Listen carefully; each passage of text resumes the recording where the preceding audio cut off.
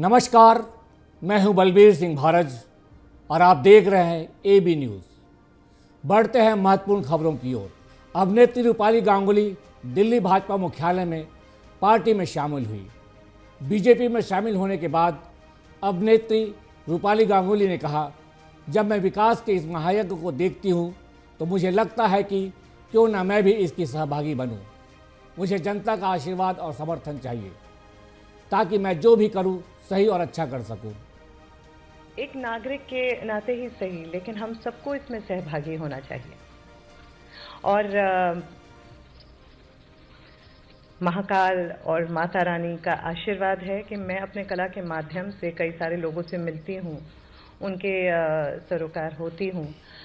तो जब मैं ये विकास का महायज्ञ देखती हूँ तो ऐसा लगता है कि क्यों ना मैं भी इसमें सहभागी बनूं। दिल्ली एनसीआर के कई स्कूलों को बम से उड़ाने की धमकी पर दिल्ली के उपराज्यपाल विनय कुमार सक्सेना ने जानकारी दी है। उपराज्यपाल विनय कुमार सक्सेना ने कहा कि जैसे ही इसकी खबर स्कूलों में आई है, इसके बारे में तुरंत पुलिस को सूचना दी गई। उन्होंने बताया कि सर्च ऑपरेशन चल रहा है, डॉग स्क्वाड और बम निरोधक दस्ते की टीम भी मौजूद है। जैसे ही इसकी खबर स्कूलों में आई है, इमीडिएटली पुलिस को इन्फॉर्म किया गया है स्कूल अथॉरिटीज़ ने, और दिल्ली पुलिस बहुत ही जल्दी वहाँ पर पहुँची और सारा कॉर्डन ऑफ कर दिया गया है एरिया। सर्च ऑपरेशंस चल रहे हैं। यहाँ पर डॉग स्क्वाड्स भी हैं, बम डिस्पोजल यूनिट्स भी काम कर रही हैं। दिल्ली में रक्षा मंत्री राजनाथ सिंह ने उत्तर पूर्वी दिल्ली से भाजपा के लोकसभा उम्मीदवार मनोज तिवारी के समर्थन में रोड शो किया। इस अवसर पर रक्षा मंत्री सिंह ने कहा कि हमारा देश पीएम मोदी के नेतृत्व में एक नई सोच के साथ आगे बढ़ रहा है। दुनिया देख रही है कि भारत अब पहले का भारत नहीं रहा, बल्कि भारत अब दुनिया का एक ऐसा ताकतवर देश बन गया है जिसके ऊपर सबकी निगाहें हैं। इस समय हमारा भारत हमारे प्रधानमंत्री मोदी जी के नेतृत्व में एक नई सोच के साथ आगे बढ़ रहा है। दिल्ली में भाजपा प्रत्याशी मनोज तिवारी के लिए चुनाव प्रचार पर निकले रक्षा मंत्री राजनाथ सिंह ने कहा कि इस जनसमूह को देखने के बाद यह पूरी तरह स्पष्ट है कि यहाँ भाजपा को प्रबल जन समर्थन मिल रहा है और हम दिल्ली की सभी 7 लोकसभा सीटों पर विजयी पताका फहराने में कामयाब होंगे। इंडी गठबंधन पूरे देश में भी कहीं दिखाई नहीं दे रही है। इस जनसमूह को देखने से भी ये पूरी तरह से स्पष्ट है कि यहाँ मनोज तिवारी को प्रबल जन समर्थन प्राप्त है। और मैं यह मानकर चलता हूँ कि दिल्ली की 7 के 7 लोकसभा सीटों में भारतीय जनता पार्टी अपनी विजय पताका फहराने में कामयाब होगी। तो सर, इंडी अलायंस कहीं दूर दूर तक नहीं दिख रहा है। इंडी अलायंस आप देख रहे हैं दिल्ली में कहीं दिखाई नहीं दे रहा है और सारे देश में भी नहीं दिखाई दे रहा है। अमित शाह के फर्जी वीडियो मामले में बीआरएस के कार्यकारी अध्यक्ष केटीआर ने तेलंगाना सीएम रेवंत रेड्डी को तलब करने का तंज कसा है। केटीआर ने कहा, तेलंगाना सीएम खुद वीडियो को फैलाने का काम कर रहे हैं जबकि उन्हें नोटिस नहीं मिला है। वे अफवाह फैला रहे हैं, उन्हें नोटिस मिला है और जनता को गुमराह करने की कोशिश कर रहे हैं। रेवंत रेड्डी को लोगों से माफ़ी मांगनी चाहिए।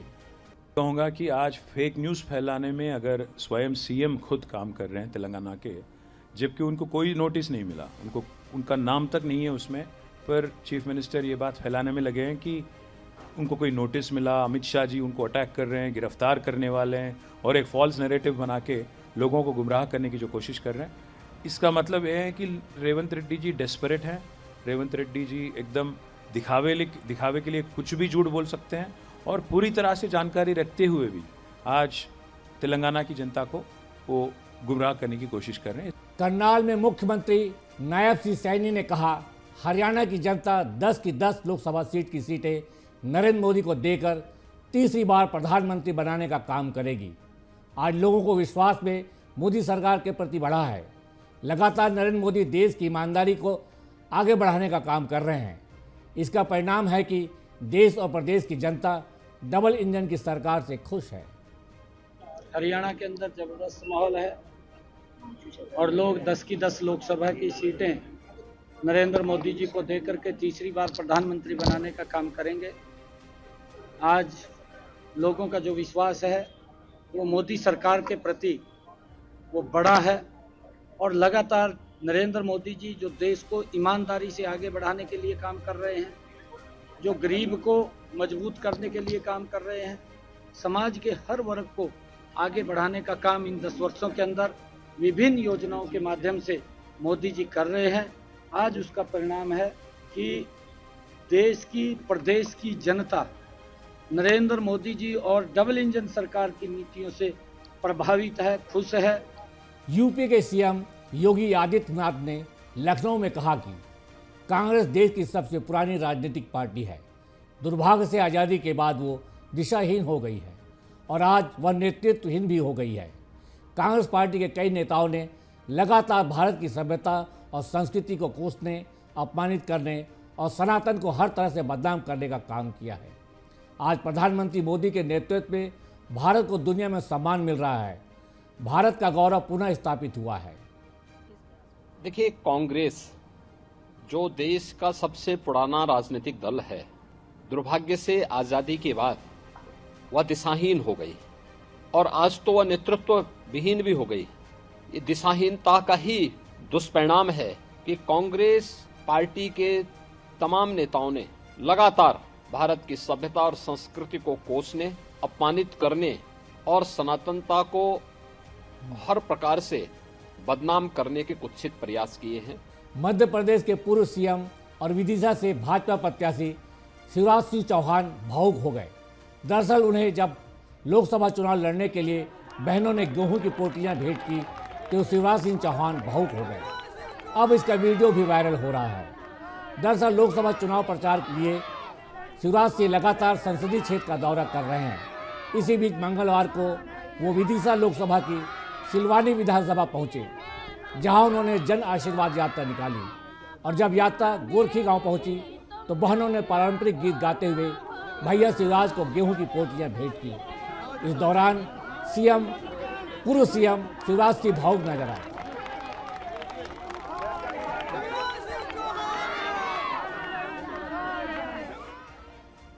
जबलपुर के चरगावा गांव से एक हैरान कर देने वाले वीडियो सामने आया है, जहां बेखौफ बदमाशों ने एक घर को आग के हवाले कर दिया। आगजनी की पूरी घटना का वीडियो वहां लगे सीसीटीवी कैमरे में कैद हो गया। बता दें कि चक्रवर्ती परिवार रात में अपने घर में सो रहा था कि तभी 3 बदमाशों ने पेट्रोल डालकर घर में आग लगा दी, जिसके बाद सीसीटीवी फुटेज के आधार पर पुलिस आरोपियों की तलाश में जुट गई है। इंदौर में नेता प्रतिपक्ष उमंग सिंगार ने अफवाहों को लेकर भाजपा पर हमला बोला। भाजपा पार्टी की आईटी सेल की अफवाहें हैं जिन पर मैं विश्वास नहीं करता हूं। मैं कई सालों से कांग्रेस पार्टी के साथ खड़ा हूं। कई बार ऑफर आए लेकिन प्रलोभन में नहीं आए। उन्होंने कहा कि वे उमंग सिंगार हैं, सिंधिया नहीं। सत्ता के पद की लालच में जाने वाले जनता के साथ धोखा करते हैं। इंदौर की जनता अपने वोट से जवाब देगी। देखिए, अफवाहें भारतीय जनता पार्टी का आईटी सेल की अफवाहें हैं, उसमें वे विश्वास नहीं करते। और आप देख रहे हैं कितने सालों से पार्टी के साथ खड़ा हूँ। कई बार ऑफर भी आते हैं। अब जब सरकार जा रही थी जब हमने प्रलोभन भी नहीं आया तो अब सवाल ही नहीं। और रही बात दूसरी बात तो उमंग सिंगार है, सिंधिया नहीं है। इंदौर से बड़ी खबर सामने आई है, जहां कांग्रेस के वरिष्ठ नेता राउर नगर परिषद के पूर्व अध्यक्ष मनोज सुले ने कोल्ड स्टोर में आत्महत्या कर ली। वही घटना की सूचना मिलते ही कांग्रेस भाजपा के बड़े नेता और पुलिस पहुंची। बताया जा रहा है कि विवाद के चलते उन्होंने ये कदम उठाया है। राउर थाना क्षेत्र का यह पूरा मामला है। आज 1 मई को अंतर्राष्ट्रीय श्रमिक दिवस है। इस अवसर पर पूरे प्रदेश में मजदूर दिवस मनाया जा रहा है। इस दौरान प्रदेश में नेताओं के साथ साथ अधिकारी भी बोरेबासी खाकर तिहार मनाएंगे। इस दौरान मुख्यमंत्री विष्णु देसाई ने श्रमिकों का सम्मान किया। बता दें कि यह कार्यक्रम राजधानी रायपुर के गांधी चौक में आयोजित किया गया, जहां सीएम साय ने चौड़ी के मजदूरों के साथ बैठकर छत्तीसगढ़ के पारंपरिक व्यंजन बासी खाया। सीएम ने मीडिया से बातचीत करते हुए कहा, आज हमारा सौभाग्य है कि हमें श्रमिकों के साथ भोजन करने का मौका मिला, उनसे मिलकर बातें की। इसकी शुरुआत डॉक्टर रमन जी की भाजपा सरकार के समय से लगातार हो रही है। सुनिए और कुछ क्या कहा सीएम साहब ने। सबको आने दीजिए।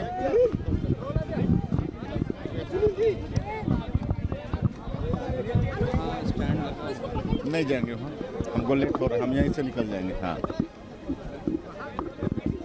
हाँ आ गए सब आ गए। अभी आ गए क्या? आ जाएंगे सब लोग, आ जाइए। आइए मोतीलाल जी, आप थोड़ा आगे आइए। इनको आगे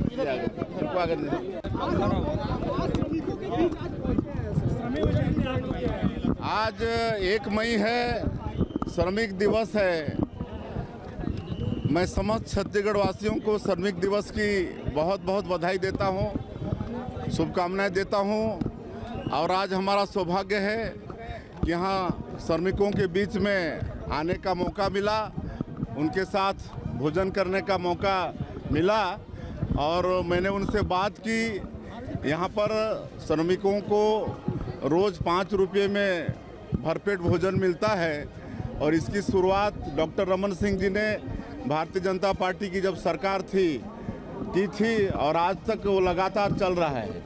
कांकेर क्षेत्र के गांव गोविंदपुर की गलियों में एक हाथी आज सुबह अपने दल से भटक कर घूमता हुआ आ गया। रहवासी इलाके में हाथी के आने से लोगों में दहशत का माहौल बना हुआ है। हाथी के डर से ग्रामीण अपने घरों से नहीं निकल रहे हैं। सूचना मिलने पर वन विभाग का अमला मौके पर पहुंचा। हाथी गोविंदपुर से डुमली गांव की तरफ रुख किया है। छत्तीसगढ़ में लोकसभा चुनाव के साथ ही सियासत तेज हो गई है। भाजपा कांग्रेस एक दूसरे पर जमकर निशाना साध रहे हैं। इस कड़ी में भाजपा ने कांग्रेस के राष्ट्रीय अध्यक्ष को आड़े हाथों लेते हुए जमकर निशाना साधा। भाजपा प्रदेश प्रवक्ता केदार गुप्ता ने कहा कि कांग्रेस के राष्ट्रीय अध्यक्ष सनातन धर्म और राम को काल्पनिक बता रहे हैं। कांग्रेस पार्टी ऐसे व्यक्ति को अध्यक्ष बनाते हैं जो सनातन पर आक्रमण कर सके। कांग्रेस पार्टी ने जब भूपेश बघेल की सरकार बननी थी, चुनाव पे वो खड़े थे 2018 में, तो कहा था कि 500 रुपये महिलाओं को देंगे। 5 साल में किसी को मिला क्या? उन्होंने कहा था विधवा पेंशन को बढ़ाएंगे, बढ़ाया क्या? विधवा पेंशन दिया क्या? तो नारियों को अपमान करना, नारियों को धोखा देना। इन्होंने नारियों से कहा था शराबबंदी करेंगे, भाई वो तक के नहीं किया। तो मेरा मानना है नारियों से झूठ बोलकर उनके वोट लूटना और उनकी अस्मिता पर भी सवाल उठाना, उन्हें अपमानित करना, ये कांग्रेस के डीएनए में है। वो झूठ बोलकर, वो फरेब में लाकर महिलाओं के वोट लूटना चाहती है। भारतीय जनता पार्टी ने कहा था 1000 देंगे, महतारी वंदन में 3 किस्त वहां पहुंच चुकी है। और आज मुझे ऐसा लगता है कि महिलाओं के खाते में पैसा आना शुरू हो गया होगा। छत्तीसगढ़ के पूर्व मुख्यमंत्री भूपेश बघेल ने अंतर्राष्ट्रीय मजदूर दिवस पर लोगों से खास अपील की। बघेल ने अपील करते हुए कहा कि सब बोरेबासी खाएं और सोशल मीडिया पर पोस्ट जरूर करें। हमने अंतर्राष्ट्रीय मजदूर दिवस के अवसर पर भोजन को सम्मान देने के लिए बोरेबासी दिवस मनाने का फैसला किया था और हम चाहते हैं कि यह परंपरा जारी रहे। उनको छत्तीसगढ़ और छत्तीसगढ़ियों से कोई लेना देना नहीं। कल अंतर्राष्ट्रीय मजदूर दिवस है और उस दिन हम लोग जो मेहनत कश लोग हैं, चाहे किसान हो, मजदूर हो, सबके जो भोजन है उसको सम्मान देने के लिए बोरेबासी दिवस मनाने का फैसला किया था। आप देख रहे थे एबी न्यूज़। इसी तरह ताज़ा तरीन खबरों के लिए बने रहिए हमारे साथ। नमस्कार।